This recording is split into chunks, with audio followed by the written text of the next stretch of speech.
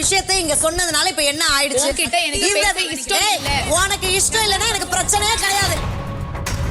ஆரம்பிச்சிட்டாங்கல்ல, பாரு கம்மு கூட இருக்க வரைக்கும் தான் கம்முன்னு இருப்பாங்க. அதை பிரிச்சுட்டா அவ்வளோதான், பிரித்து மேய ஆரம்பிச்சிருவாங்க எல்லாரையும். வினோத் கூட எல்லாருமே சண்டைக்கு போகிறாங்க, திவ்யா, பிரஜன்னு. டேய் யாராவது ஒருத்தவங்க உட்காந்து தொலைங்கப்பா, இதெல்லாம் ஒரு பிரச்சனையா?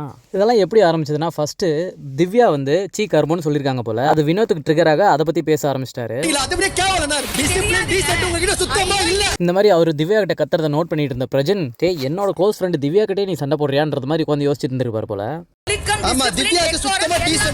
இதை சொன்னதும் விக்ரம் வந்து ஒருத்தவங்க நெகட்டிவ் வச்சு இப்படி ப்ரொஜெக்ட் பண்ணக்கூடாதுன்னு சொன்னா, அவர் நெகட்டிவ் நான் சொல்லவே இல்லை, இப்போ நான் சொன்னா அப்படின்னு திவ்யா கேட்க, விக்ரமும் ஆமா எனக்கு அப்படிதான் தெரியுது அப்படின்னு சொல்லிட்டு அப்புறம் தான் பிரஜன் வராரு. நாங்க கண்ணுக்கு நேரா பார்த்தோம், நீங்க பிடிச்சி தள்ளினீங்க அப்படின்னு. சார் நான் உங்களை தள்ள அப்படின்னு வினோத் சொன்னாலும் ஏத்துக்க மாட்டாங்க.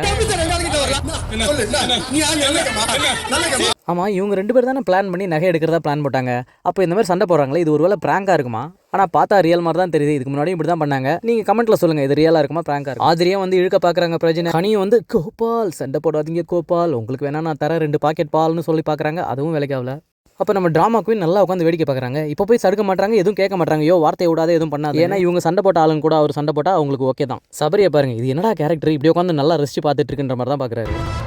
அப்புறம் எல்லாம் முடிஞ்சதுக்கப்புறம் அப்படி கிட்ட போகிற மாதிரி போய் நிற்கிறாங்க. இந்த சீசனில் தான் பிக் பாஸே போதும்டா சாமி ஆளை விடுங்கடான்னு சொல்கிற அளவுக்கு எல்லாரும் நடந்துக்கிறாங்க.